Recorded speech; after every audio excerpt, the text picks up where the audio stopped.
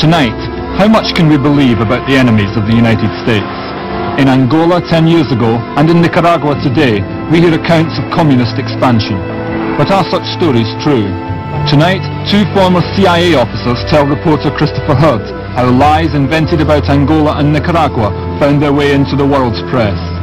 Two experienced journalists tell him the difficulties they've had telling fact from fiction. Some people call this process disinformation, others call it lying. The CIA just call it a standard technique.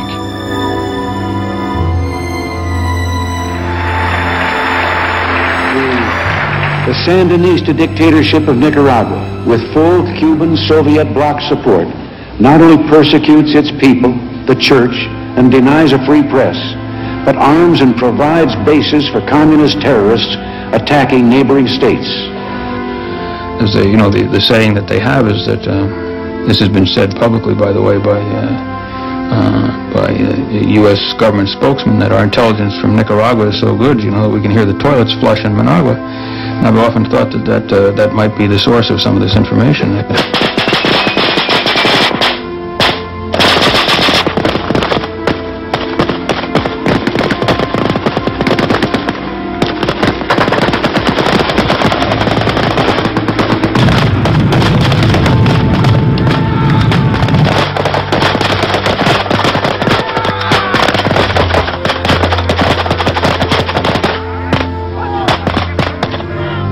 Angola, a country at war.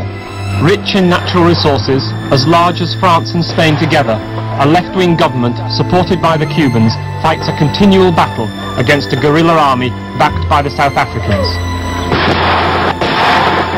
10 years ago, the Russians and their allies sent troops and guns into a continent where they had no right to be. According to the newspapers at the time, that's how the Angolan War started. Or did it?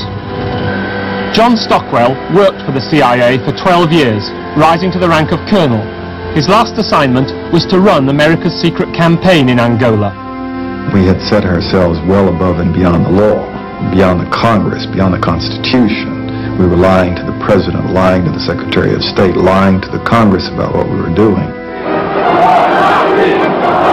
1974, the Portuguese Revolution. The end of centuries of dictatorship and oppression at home, and of Portuguese imperialism in Africa. But as the colonies gain independence, in the largest, Angola, three groups vied for control of one of the richest countries in Africa. Jonas Savimbi, a friend of Che Guevara, but now an anti-Marxist, led UNITA. Agostinho Neto, a Western-educated left-winger, led the MPLA. Holden Roberto led the FNLA. He had been on the payroll of the CIA for 14 years, so he was the obvious choice for the seasoned campaigners back in Washington. The CIA had just closed down 3 long-term paramilitary operations in Southeast Asia. Vietnam, Cambodia, and Laos. They'd had over 1,000 paramilitary case officers come flocking back to Washington. They didn't have desks for everybody, much less jobs, and morale was rock bottom low. They wanted a covert action. They wanted a paramilitary encounter. Angola was convenient. There never was a study done of who's who in Angola, who would be best for Angola, who would be best for the CIA or for the United States. There was no study done. Well, the rationale was that the Soviet Union was trying to take advantage of the United States' weakness right after the Vietnam War, that Angola was getting its independence and they were trying to snap it up, and that Henry Kissinger decided that we could not be weak and we wouldn't let them do it. Our own files disproved that. We moved into Angola first and Russians were responding to us. But before the CIA could start a war on the other side of the world in Angola, it needed the approval of the National Security Council, a key part of the American decision-making machine, where policy is made by the top men in the government and the military. The first briefings on Angola literally went, gentlemen, this is a map of Africa. Here is Angola. And then they went on with a chart to explain there are 3 liberation movements in Angola. One of them is headed by Holden Roberto. He's the good guy. We've worked with him for years, and they use literally good guy. then the MPLA is headed by this drunken, psychotic Marxist poet, Agustin Neto. He's the bad guy. And they used exactly so to make sure that people understood. And then, like I say, you pack off and go off and they come in for the next briefing about Micronesia or somewhere. The superficiality of what I saw fat old men dozing off in subcommittee meetings of the National Security Council in which we were making decisions that were getting people killed. And I mean exactly the way students do in their 9 o'clock class, propping themselves up and getting their glasses balanced so it won't look, people can't tell if they're in, and their heads nodding off. And then you'd have to wake them up sort of to get their concurrence on. So I explained something to them again. But the newspapers contain nothing about the fascinating way in which policy was made. Instead, they fell victim to Stockwell's worldwide campaign of disinformation. The basic theme was to make it look like a Russian and Cuban aggression in Angola. And so any kind of story that you could write and get into the media anywhere that pushed that line, you did. 1/3 of my staff in this task force was covert action, was propagandists whose professional career jobs was making up stories and finding ways to get them into the press. From the CIA's headquarters, Stockwell put his propagandists into London, Lisbon, Lusaka and Kinshasa. From the safety of such cities, none of which are actually in Angola, they wrote press releases for the FNLA and UNITA, which were fed into the ticker tapes of the Western media. The propagandists assiduously courted Western journalists, briefing them and wining and dining them. His man in Lusaka was particularly enthusiastic. He ran a story that the city of Malanje had been captured by the UNITA forces, and in doing so it captured 20 Russian advisors. And they thought this would show that Russians were running the thing in Angola. They weren't Russian advisors, it wasn't a factor, and we knew that.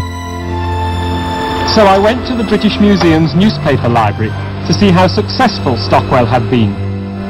And here's the story in The Guardian, under the headline, UNITA captures 20 Russians. The UNITA statement, with all its convincing detail, is quoted at length. And according to this, there were 500 Russians and other mercenaries involved in the battle, and there were 2 tanks and 3 armoured cars, and even a house full of arms of Russian make. The Guardian put quotes around the headline to show they weren't quite sure of the story, and presumably that's why they put a question mark after this hopeful little piece. The Malanje story also made it to the front page of the Times, which quotes UNITA's claim that they captured 20 Russians in the battle for Malanje.